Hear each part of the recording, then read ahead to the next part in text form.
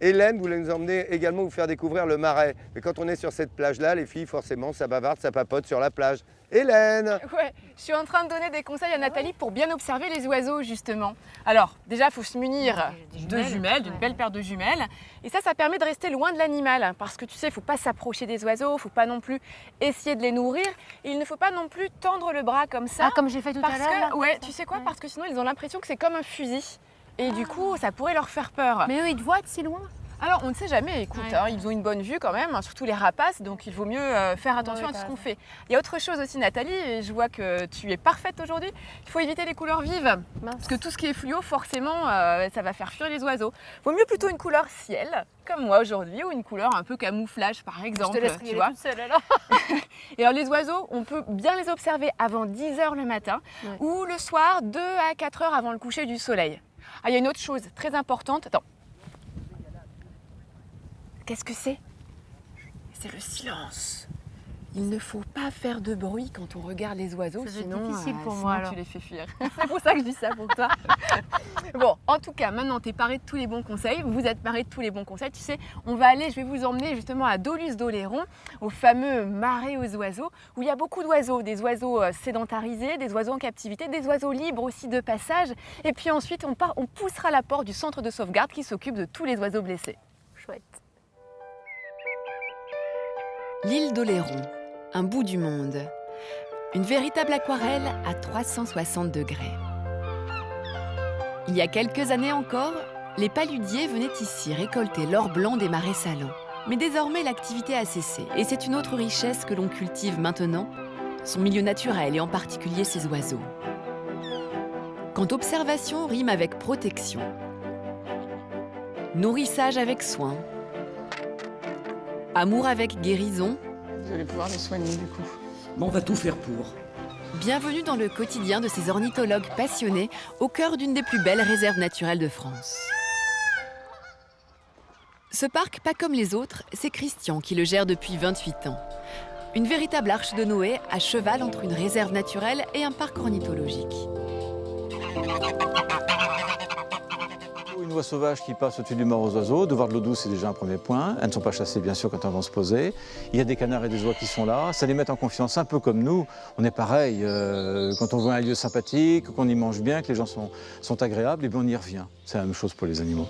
Le mort aux oiseaux, j'ai tendance à dire souvent que c'est à la fois un peu du zoo et de la réserve naturelle. C'est ni un zoo d'ailleurs, ni une réserve naturelle. C'est un peu un mélange des deux. Ce matin, Christian va faire son tour de ronde pour vérifier les allées et venues des résidents du parc. Ce lieu de villégiature qui berce le chant des oiseaux s'étend sur plus de 10 hectares. Un milieu entre terre et mer que les oiseaux apprécient particulièrement.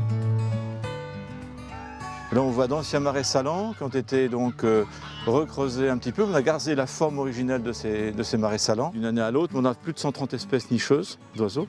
Donc, au marais aux oiseaux, on en a plus d'une soixantaine. On a plus de la moitié des espèces de l'île qui nichent ici aux alentours. Pour s'occuper d'autant d'animaux, Christian est épaulé par Catherine. C'est sur son petit tracteur qu'elle s'occupe chaque jour d'aller nourrir les 600 résidents du parc. Hérons, oies, aigrettes, les oiseaux ont chacun leur régime alimentaire bien adapté. On essaie toujours de donner des poissons maigres, enfin ce qu'on dit des poissons maigres. Parce que comme c'est des oiseaux qui sont là en permanence, c'est ce qui leur convient le mieux. Allez, bonhomme.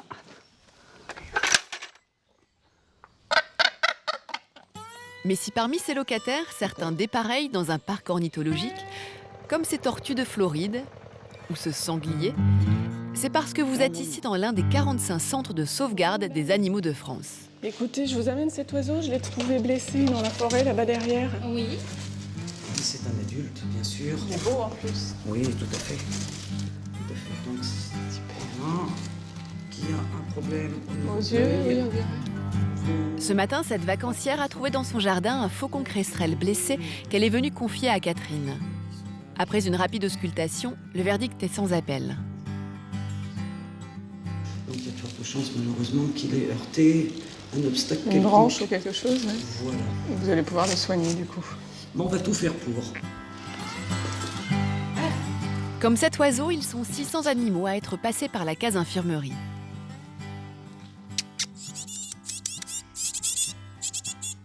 Sans l'intervention de Catherine, ces oisillons n'auraient pas survécu à l'attaque de prédateurs. Ces 2 mésanges charbonnières, elles ont à peu près, on va dire, entre 15 et 20 jours. Et pour ce hérisson qui a été heurté par une voiture, l'appétit se retrouve petit à petit. Et dans quelques temps, il sera relâché en enclos pour retrouver son autonomie. Le but premier, c'est de pouvoir les soigner pour pouvoir les relâcher, quoi. Voilà, ce n'est pas des animaux domestiques. Et c'est peut-être ça, justement, le plus dur. Savoir jusqu'à quel point il faut s'attacher.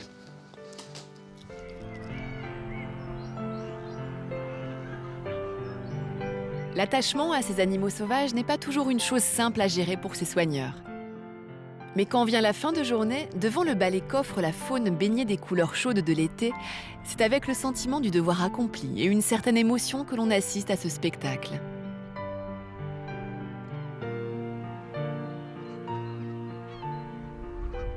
Au coucher du soleil, on a pas mal d'aigrettes, de hérons qui reviennent sur la colonie. C'est un moment un peu particulier, on va dire, de la journée. Et qui est réservé uniquement à quelques visiteurs privilégiés, hein, puisqu'il est 20h et des poussières, 20h30 peut-être.